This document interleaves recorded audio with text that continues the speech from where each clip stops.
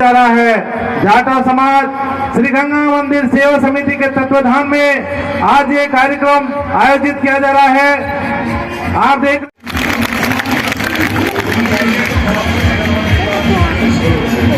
सम्मानित मंच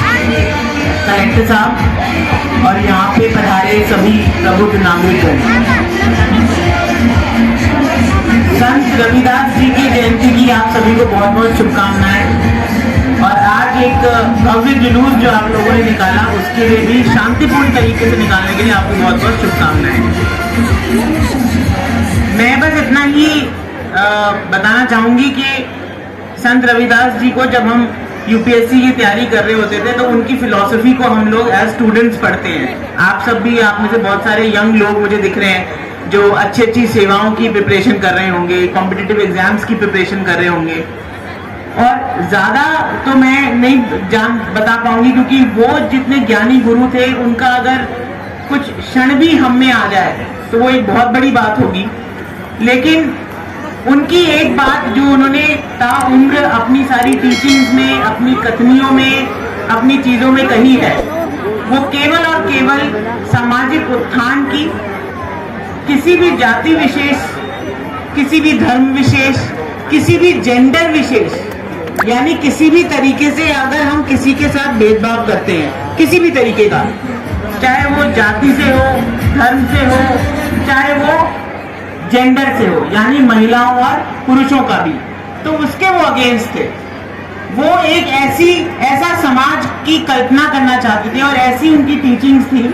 कि समाज में सब समान रूप से, सब इक्वालिटी से जिए, सब एक दूसरे के सम्मान से जिए। आज हम देखते हैं कि व्यक्तिगत चीजों के लिए हम लोग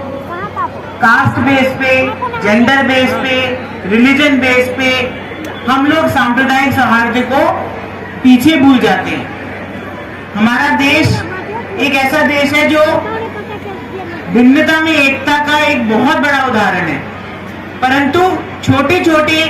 गलतियों की वजह से या अपने व्यक्तिगत हितों की वजह से हम कभी कभी उस चीज का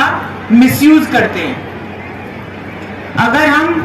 गुरुदेव की बताई हुई इस बात का कि समाज में सभी लोग समान हैं, समाज में कोई भेदभाव नहीं है और हमें किसी के साथ भेदभाव नहीं करना चाहिए, अगर हम ये चीज उनकी मान लें तो मुझे लगता है कि वो जिस तरीके का समाज वो देखना चाहते थे, जिस समाज की परिकल्पना उन्होंने की थी, जो शिक्षा वो देना चाहते थे, जो उनकी बातें गुरु ग्रंथ साहिब में भी लिखी गई हैं, अन्य बहुत सारी उनकी कविताओं में लिखी गई हैं, उनके लिटरेचर में लिखी गई हैं, तो मुझे लगता है कि हम उस चीज को पाने में सफल होंगे और वास्तव में जयंती तभी मनाना सार्थक होगा या उनको याद करना तभी सार्थक होगा जब अपने दिल से हम ये छोटी छोटी भेदभाव की चीजें हटा देंगे। अभी कुछ ही दिन पहले एक छोटी सी नवजात बच्ची का भ्रूण मिला, तो आज भी अगर हम कहीं ना कहीं बात कर रहे हैं तो बच्चियों को लेकर हमारे मन में आज भी भेदभाव है। अगर हम कास्ट की बात करें तो जाति को लेकर आज भी शने शने हमारे पास ये खबरें आती रहती हैं कि भेदभाव किया जा रहा है। तो इस तरीके का भेदभाव आपराधिक रिकॉर्ड अगर हम देखें, कानूनन देखें तो कानून अपनी जगह है, बट कानून फोर्स में तभी आता है जब समाज एकजुट होकर किसी के लिए बोलता है। तो आज मैं आप सबसे बस इतना ही कहना चाहूंगी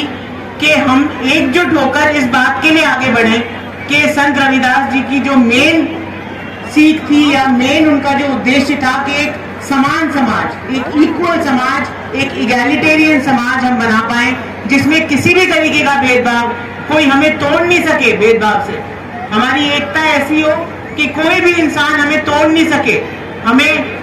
व्यक्तिगत हितों की वजह से हम किसी के साथ कुछ बुरा नहीं करें। तो ये अगर हम सब लोग मान लेते हैं और इसके लिए आगे बढ़ते हैं, एक समान समाज के लिए सबको इक्वल दर्जा देते हुए, तो मुझे लगता है कि हम उनकी कथनी को और हम उनके